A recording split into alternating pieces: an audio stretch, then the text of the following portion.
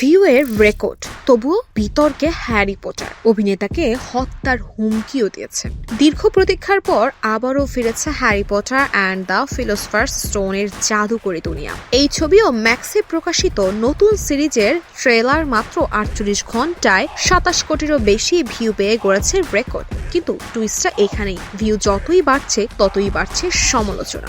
Nostalgic ভক্তদের অনেকেই এই নতুন হ্যারি পটার মেনে নিতে পারছেন না। কেউ বলছে পুরনো সেই ম্যাজিক নেই, আবার কেউ কটাক্ষ করে বলছেন এটা যেন বাজেট সহ ফ্যান ফিকশন।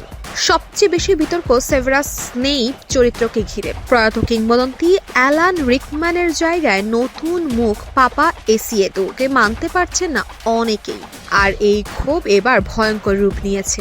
অভিনয় করায় তাকে দেওয়া হচ্ছে প্রাণনাশের হুমকি, সামাজিক মাধ্যমে সরাসরি হুমকি, অভিনয় ছাড়াও না হলে মেরে ফেলা হবে।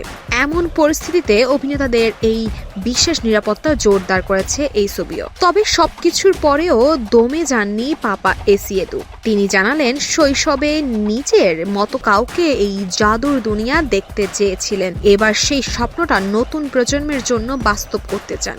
সব মিলিয়ে ভিউ রেকর্ড করেছেন, তুমুল আলোচনাও চলছে আর ভয়ঙ্কর বিতর্ক।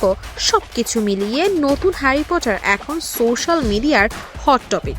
এখন প্রশ্ন কিন্তু একটাই, এই ঝড় সামলে জাদুর দুনিয়া কি আবারও দর্শকদের মন জয় করতে পারবে?